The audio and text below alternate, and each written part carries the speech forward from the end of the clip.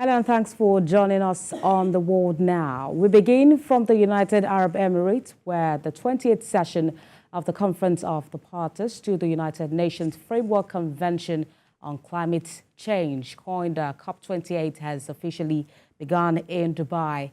This comes as the world grapples with the repercussions of the hottest year ever recorded in human history, an escalating climate crisis affecting lives globally. Esther Mokwariola has details on this report.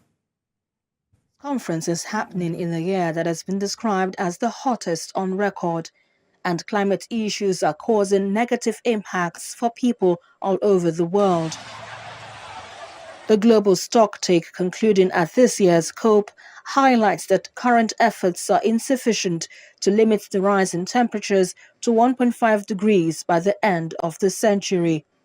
A special report from the United Nations Climate Change Group indicates that national climate action plans, known as the nationally determined contributions, fall far short of the needed reductions in greenhouse gas emissions. We know, as you know, the gravity of this moment. We feel, as you feel, the urgency of this work. And we see, as you see, that the world has reached a crossroads. And yes, since Paris, we have made some progress.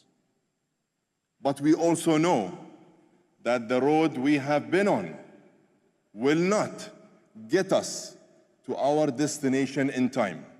According to the United Nations, replenishing the Green Climate Fund, doubling financial resources for adaptation, and operationalizing the Loss and Damage Fund are key to keeping the 1.5 degrees within reach while leaving no one behind.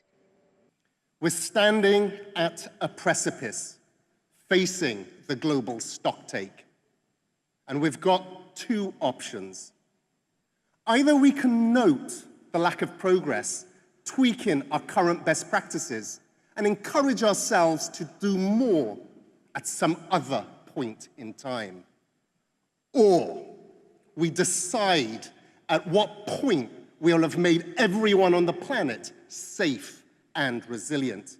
We decide to fund this transition properly, including the response to loss and damage. Progress on climate finance at COP28 will be crucial to build trust in other negotiation areas and to lay the groundwork for an even more ambitious goal for climate finance, which must take place next year. It will also set the stage for a just and inclusive transition to renewable energy and the phasing out of fossil fuels. Esther Mokwariola, TVC News.